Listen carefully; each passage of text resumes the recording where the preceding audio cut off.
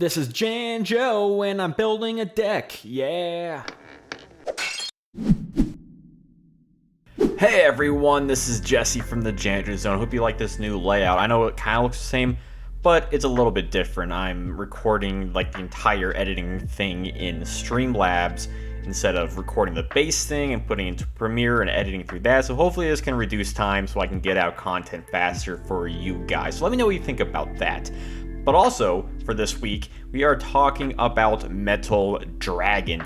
Yeah, Metal Dragon is a deck that really only existed in the first real format of Yu-Gi-Oh!, that being the 2002 Yu-Gi Kaiba format. And it's one of the most spiciest decks out there, which I have talked about in one of my Yu-Gi Kaiba format deck videos, just how cool it is, even though it may not be a meta-defining deck. It definitely showcases arguably the weirdest deck of the Yu-Gi Kaiba format. I can't think of any other deck that's quite as weird, because in this format, many decks are very, very similar, with certain cards changing the entire name of the deck, whether it's a Soul Control deck or a Ultimate Offering deck. Metal Dragon really had its own identity, which you didn't really see in the Yu-Gi Kaiba format. And again, it's not like this is a top tier deck, but this is definitely a fun deck, and I like my fun decks and the weird, I don't know what you call it, hipstery kind of stuff that you don't normally see otherwise.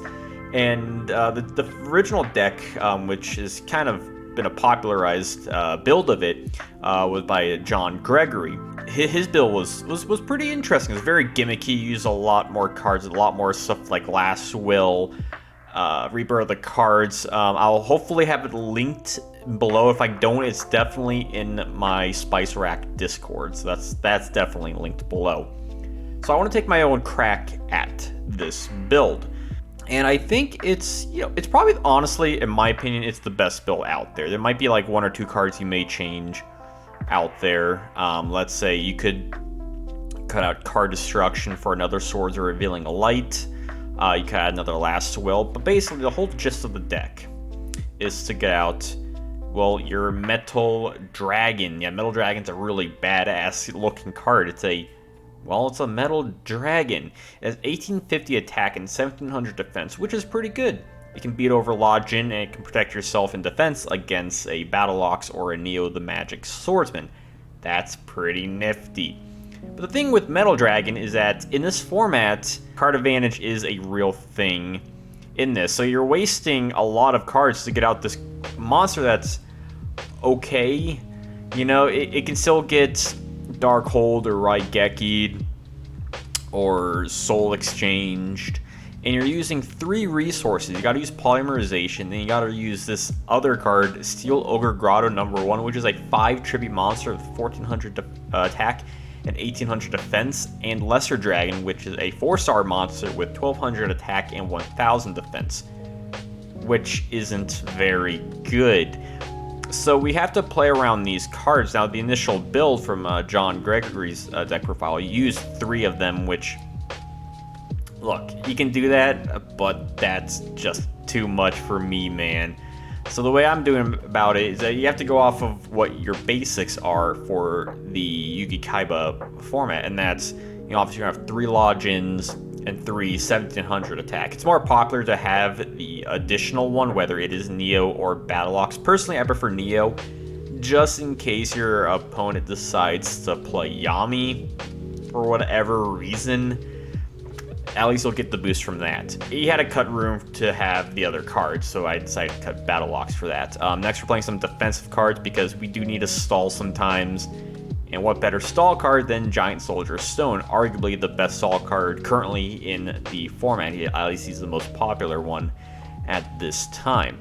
You can stall out your opponents. You can use them to tribute for a Steel Ogre Grotto if you wanted to. I personally wouldn't. But then you also have Man-Eater Bug. Great card, destroys everything.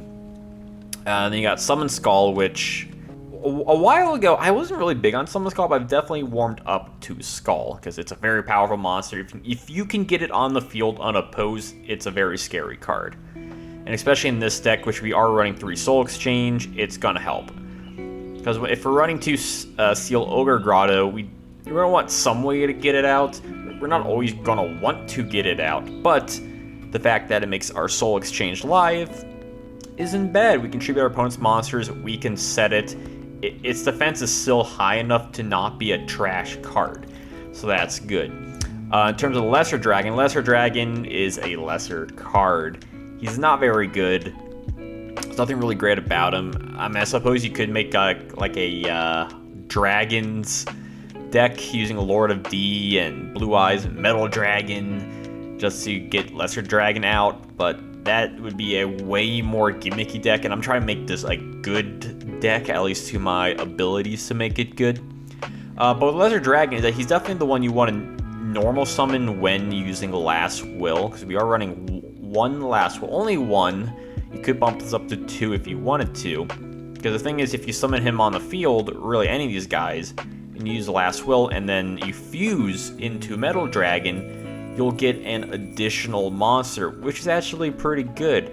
Other options you could run, because Last Will lets you summon a 1500 attack or less monster. You could get out a Wicked Wyrmbeast if you wanted to go that route.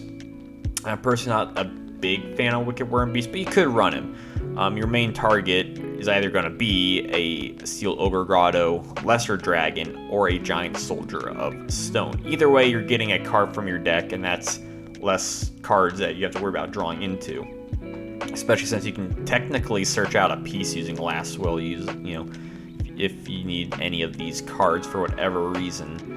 When it comes to the other cards, we're running like the staple Power 5, Change of Heart, Right Geki, Pot of Greed, Dark Hole, Swords Revealing Light. This is definitely a really good card. In fact, I may end up cutting Card Destruction to add a second Swords, because you don't want to... The last thing you want to do is summon your Metal Dragon and then attack into a Wall of Illusion or a Man-Eater Bug, and that's... You just waste all that resources for practically nothing. Your opponent's still in good shape. We don't want that to happen, especially like a Wall of Illusion, because Metal Dragon can't even attack over it. They have the same attack and defense. Metal Dragon's 1850 attack, Illusion 1850 defense. So it's a shame they didn't make Metal Dragon 1900 attack. It would be somewhat better if it did. I don't think it would matter too much. But either way, it can't attack Giant Soldier of Stone, so that is a shame. So you have to worry about defensive monsters. You could put in reinforcements to this, but I just didn't have the room for it. Because when it came with the fusion mechanic, I don't think you need to run 3 of anything. 2 is definitely the right number here. So I have Lesser Dragon, Steel Ogre Grotto number 1, and Polymerization, all at 2 each is a fair amount, because at least that way you're more likely to get into your pieces, but you're less likely to continuously brick into them. Because there's just, there's no way you want to run 3 of Ogre Grotto. That's no good. So when it comes to our last cards, I mean, obviously we need to run Soul Exchange so we can actually make our tributes, because we are running a fairly decent amount of tribute monsters. We need to make them live somehow. And then the best traps in this format is Trap Hole and Waboku, which we're gonna need to run. Again, you could switch out Waboku for reinforcements if you really wanted to go that route. That's your cup of tea. But I personally think Waboku is the better card, because if your opponent also has a reinforcements, then at least you can protect yourself with that. Or if you have a Summon Skull or something, just there's more utility I feel like you can use with Waboku than with reinforcements. And Trap Hole is just a good card all around. So it's not as spicy looking as the OG build, but it's definitely more of a standardized version of Metal Dragon. It's still a build that you can play with your, kind of typical beatdown standard style, but with that little spice of Metal Dragon. The whole strategy with Metal Dragon is that you want to use your standard playstyle first. Whittle down your opponent, make them use their resources against your more stronger cards like Login or Summon Skull, that sort of stuff. And then when they're low on resources and you get a chance to special summon a monster, because remember, Metal Dragon can't get trapped hold. So that's the time when you want to launch your Metal Dragon at your opponent. Get a quick summonable monster that you're not going to worry about getting destroyed anyway. It's definitely more a big brain strategy than other decks of the format, and it's not necessarily that makes it good, it just makes it more unique to play, I guess is the most positive word I can say for it. But there's definitely a strategy to be used, and it's definitely a deck that you can't just jump into playing. You have to play your games with it, try it out, and just do the kind of stuff you like. So let me know what you think about this deck. What do you like from the Yugi Kaiba format? You want to see more Yugi Kaiba format content? Or if you want to see other decks from other formats, definitely let me know which ones in the comments below. And of course, until I see you all next time, have a wonderful day. My grandpa's deck has no pathetic cards, Kaiba.